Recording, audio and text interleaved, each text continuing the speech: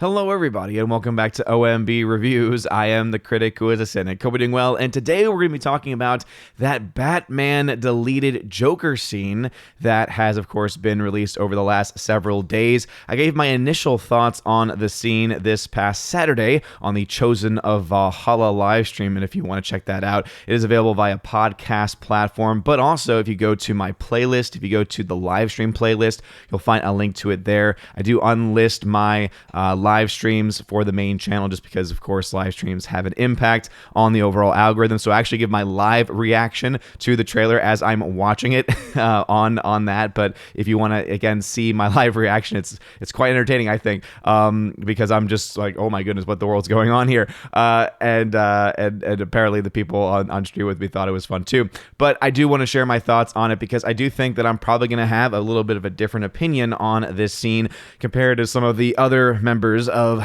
the community, other members of the fellowship, other members of the just wider YouTube community as well that I run along with, that I ride with, as it were, these days. But anyway, make sure that you smash this like button, light up that fire button if you're watching over on Odyssey, and make sure that you are subscribed to the channel with that bell notification turned on. That way you know every time a new video or live stream goes live on the channel. And also want to start off by saying thank you to all of the new subscribers and all of the ones who have been here from the beginning for helping us get to 25,000 subscribers. Again, it's just insane to me. I know that I said it before, but truly it really does mean a lot for me. Again, never thought that as a teacher I would be doing this just for fun and would ever get to the point of having 25,000 subscribers. So seriously, thank you all very much from the bottom of my heart. It really does mean a lot. All right, so let's talk about that Batman deleted Joker scene. And so for those that do not know, there was a pretty long scene. Again, it was about a 5-minute scene that was released just the other day. And of course, if you haven't seen the Batman yet, or if you don't want to know anything about this, then I don't know why you're still watching. But hey,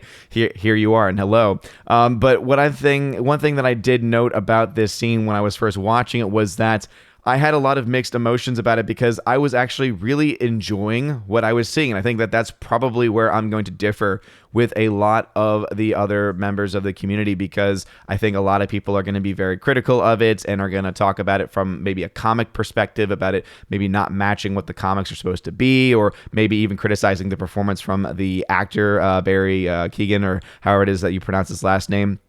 But I was actually very much enthralled by the character, and I was terrified by the character. I was terrified by the makeup choices. I was terrified by pretty much all of the choices that they made in filming that scene. It was so dark and almost downright scary for me to watch, and that is where my criticism and that is where my problem with the scene comes in. While I do think that the scene would have actually worked, and this characterization of Joker I think would be really cool to see in a horror film, that's not what the Batman actually was. The Batman was much more of a psychological thriller, detective drama than anything else, and not really ever diving or delving into the horror genre. Even in the most intense scenes featuring Riddler, yes, you have these moments of psychopathic narcissism being displayed, but really you don't have any actual horror elements.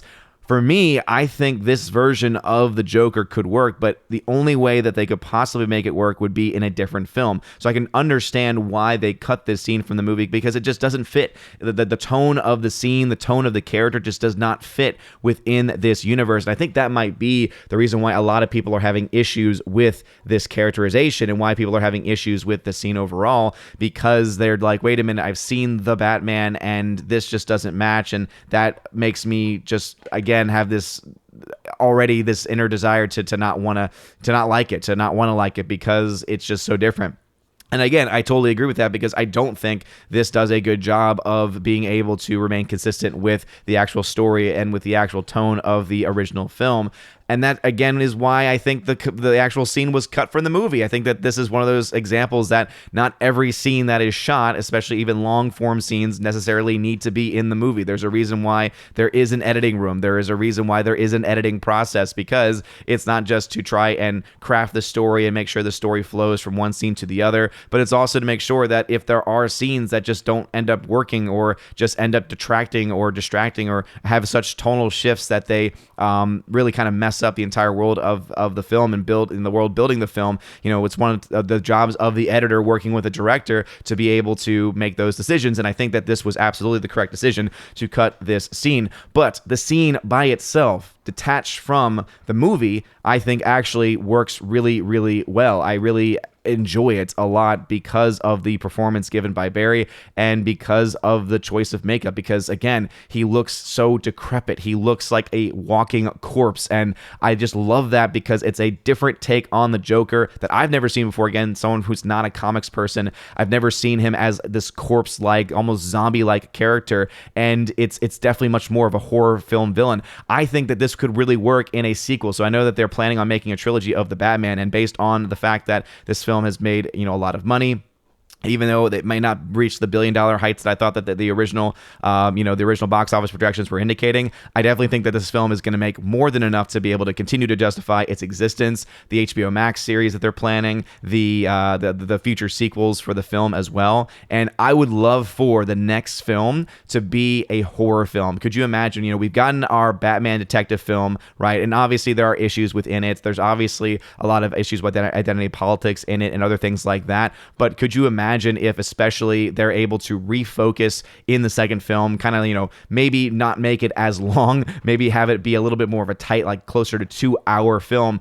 but have it be a actual horror film. That I think would be awesome. Having those detective elements mixed with horror, then you could have a fully featured Joker character just like this, and I think it would actually really work well within the context of the film. I think that it would terrify people, right? You go back to Heath Ledger's Joker, for instance, and that version of the Joker just made people mesmerized, right? You were just like, oh man, this guy is psychopathic, and this man is based in reality, and this is really awesome. Whereas this one, I think you would have people being like, oh, this guy's creeping me out. I don't really like what I'm watching right now, but yet I can't look away, because that's at least the emotion that I had when I was watching it, because I just literally was just mesmerized by what was going on, because I was like, this is so different, this is so unique in this way. And I know that unique and different is not always a good thing, and that's why, again, I don't think that this would have worked for the film that it was shot for. And so again, I'm glad that they cut this out. But if this is the direction that they decided to go in, they have to do it in a separate film, and they have to make sure that that film's overall tone is that of a horror film. Imagine if you actually had a film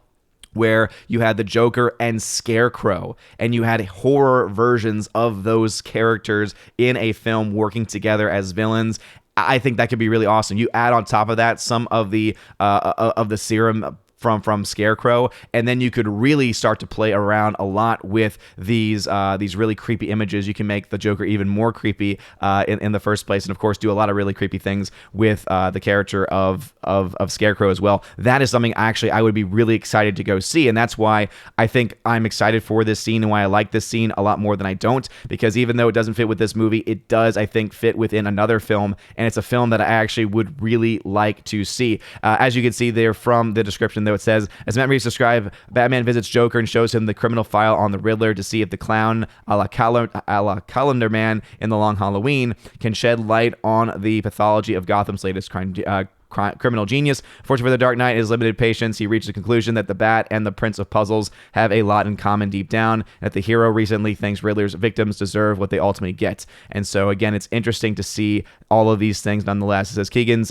Joker is mostly blurry, viewed from behind or glimpsed at in reflections and piecemeal. We still get a good look at him. His hair is clearly green, though most of it is shaven, and his skin is clearly pasty and covered in scars from either burns or multiple cuts that put Heath Ledger's to shame. And really it does. I mean, you see the Heath Ledger ones here, and then here is one of these like close-up images that they have. Again, looks like a rotting corpse, and as I said, I think that this would work really well in a horror film, and I want to see that horror film. And so if they're able to produce that, if the next film in this franchise, they say, hey, our detective drama worked, let's now go in a different route with the sequel, obviously set in the same universe, but tonally have it be horror based with Joker, and maybe even also with a Scarecrow character. Or, I've been saying this for years, I would love to see something done with Clayface. I think that you could do a lot of really cool, creepy things with that, and I would be really happy with it. So anyway, what are y'all's thoughts about this? I'm sure a lot of you will disagree with me on this. I'm sure a lot of you will not like the performance that he gave, or will not like the direction that they went in with it, and I respect that, because as I said, I don't think that this fits in with the current iteration of the of the character that most of us have in our minds, right? A lot of us are still very much either, attached to the Heath Ledger Joker, or some people, right, or who are very much invested in and obsessed with the Zack Snyderverse might even still really want to have the Jared Leto version of Joker, which I personally don't understand. This is a version of Joker, though, that I don't think we've ever gotten before, right? Where it's just, again, creepy horror villain. And I think it'd be really cool to see a Batman horror film. And I think that the way you can make that work is, as I said before, have Joker, have Scarecrow, add in some toxins, and you got yourself a terrifying film. Have that film get released in October of probably next year. If you start filming it now, release that October 2023, and have it be the horror film of the year. You could have a lot of money made from that movie alone, because horror films do incredibly well in October. And if you have that be a big budget film featuring the Batman and featuring this kind of performance, and you have really great teaser trailers and everything really kind of boosting up that horror element, I don't know. That kind of gets me excited. And this is someone who's not really even a horror film fan. But what are y'all's thoughts about this? Let me know in the comment section down below. If you like this video, smash that like button, light up that fire button if you're watching over on Odyssey. You're all amazing and beautiful people. Hope you all have a wonderful rest of your day. And as always, God bless.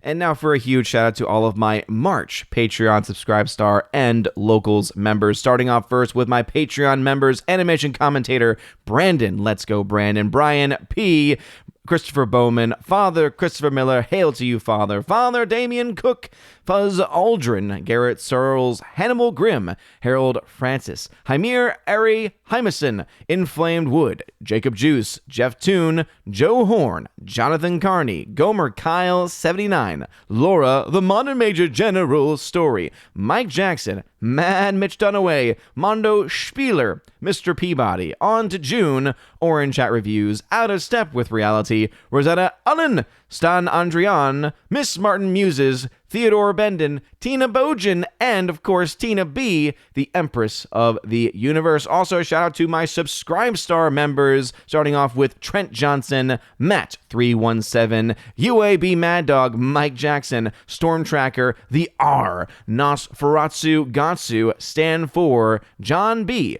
Mr. Roy, Glinzer, J. Alex McCarthy Jr., Dean Heiss / the new number 2, J-Rod the Beer Guru, and ZK Man.